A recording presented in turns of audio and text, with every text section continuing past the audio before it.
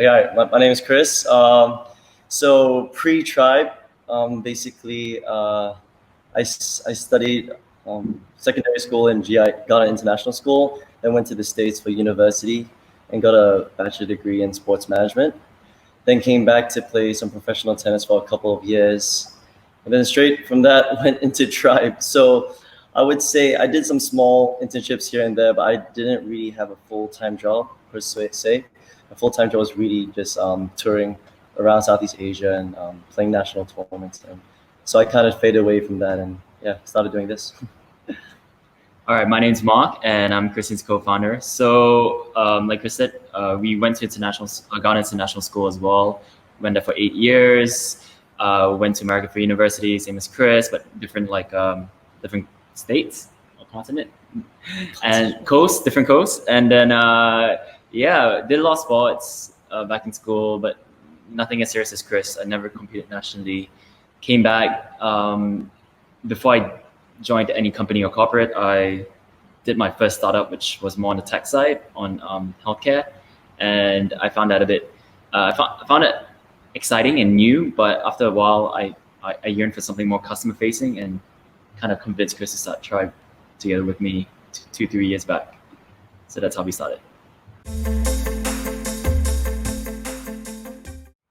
So Tribe is right now it's a group-based cardio boxing workout.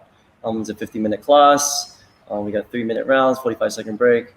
But pretty much our aim is to empower and encourage fitness throughout all kind of demographics and people, and get them started on their own journeys, helping them physically and mentally. And that's kind of the path we've been set on since we started this, and it's kind of grown from there, I would say. Yeah. So just add on what Chris is saying, I think for us as well, Tribe is all about the people, right? The community. And I mean the word why the company's name is called Tribe as well. So it's all about a sense of belonging. It's creating a place where people feel welcome, and we do that through having exceptional customer service, through making sure instructors remember your name, when's the last time you came. So Tribe becomes like the second home for most of our members, and that's what we aim to do. And we'll continue doing that, offline and hopefully online as well.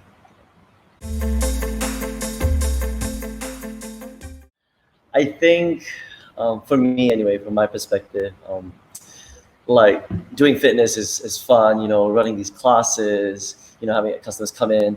But I think from like the outside and people don't know, it's a lot more tougher than it looks. There's just so many aspects that go into it. And I think doing this for like the last 2.5 years or so has taught me a lot in that sense. I actually thought maybe it was going to be a little bit easier, but I've kind of grown to learn what new skills that I can actually do that I didn't know I could have done before. But it's taken me time, of course. And I think the same thing for the whole team, and we've all kind of grown through this process. The biggest low, though, I would say, is probably getting this up and running. I think that was definitely the hardest part, convincing ourselves, finding the funds, the idea, solidifying the team, the program, all that kind of, everything that kind of goes into it. That was definitely the hardest part. And riding out the first couple of months, get the name out there, make sure the program is solid, make sure our customer service is tip-top shape. And yeah, just riding that wave till now has been pretty good. And I think the highs is, just seeing customers' faces, the feedback, the commitment, their own personal growth as well. And seeing this community kind of grow for me has been the highs for sure. And just can't wait for it to just like keep going. Yeah, so I think with the COVID, it was pretty sudden. I think for everybody, it kind of came without like a lot of warning. And I think companies, big corporates, SMEs, we all had to adapt. And the ones who do adapt are the ones that probably will survive as well. So in terms of threats, I would say the fitness industry is probably has the most threat compared to a few others, because it's really on, hygiene must be a certain standard. It's very customer facing. It has a lot of touch points, physical touch points especially. So in terms of threats, I would say just making sure that the studio and studios actually are places where people feel safe, feel welcome. That's the most important thing that I would say a lot of fitness studio operators have to do. That's the most important thing, actually. Creating a safe environment. And other threats would be, I would say, I guess technology in a way. I would say technology, it's a threat, but it's also an opportunity, because with technology, you're kind of not just competing with people in your geographical location, you're also competing with people globally, right? There's no barriers with technology. So you gotta up your game. You gotta make sure that you know what you're doing. You gotta make sure that you know what your brand is all about and be different from everyone else.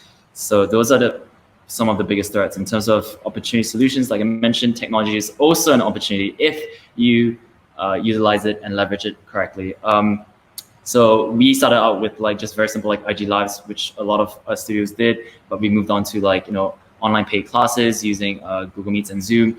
We have plans to hopefully, have our own internal platform as well, where we can it's more flexible and we can kind of create different features on it as we want to, right? So on demand. And that's something that we really will be aiming for over the next few months. Right now, we're just validating whether this is something that the business can actually adapt to, and it's feasible as well. Yeah, Chris, you want to add? Yeah, so it's funny this coronavirus thing happened, because me and Mark had this online vision in about 2 or 3 years from now. So pretty much with the coronavirus, we just kind of had to expedite everything. Like Mark said, we are trying to get everything up, like fully set up in the next couple of months. But we're trying to see if obviously this is a good idea to go forward. But again, this is not going to be our main source of revenue, even when coronavirus is over. I still do believe once people feel safe and comfortable to come back out and work out in the studios, people will come rushing back in. But going online it will be a very good supplementary to what we already have, because some people may still have fears. Social norms will change, inconveniences, time scheduling with work and all that kind of stuff. So we're just trying to give our customers more variation in that kind of sense. Yeah.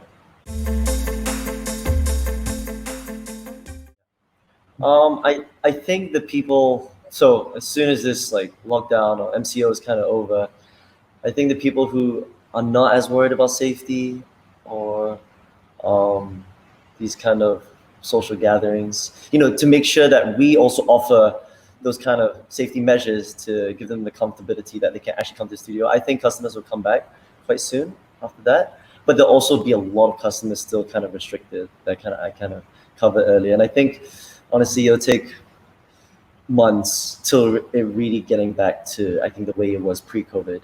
So, we're not expecting like, our classes to be full and whatnot. There probably could be restrictions where you have to do a low amount of spots per class and stuff like that. So we aren't able to make maximum capabilities, but we'll do the best we can. And I think a lot of other studios will have to go through the same thing as well. And I think that's just going to be ways from now. But there will be a point when everyone will come back. It'll take a lot of time. Yeah. I think in terms of outlook for future, I think it's going to be a mix of offline offerings, so in studios, and online offerings, right? And the companies and the brands who are able to accept this and adapt to it and embrace it would, of course, be the ones I believe personally that would survive the best. And I think the biggest thing about moving in business online is to really understand who your customers are, what are their needs, what are their wants, and then try to recreate that experience in studio online. And I believe that with technology these days, it's actually possible. So like just like, for example, we're having this meeting right now, this streaming broadcast, and we're speaking just now, and there are a lot of studies done that shows that actually people feel that even connecting online, seeing someone's face online is as good as actually seeing them in person. Of course, there are limitations, but these are just some of the findings that we found. So we want to try to recreate what our members like in the studio, move it online, and we'll see how it goes from there. Yeah.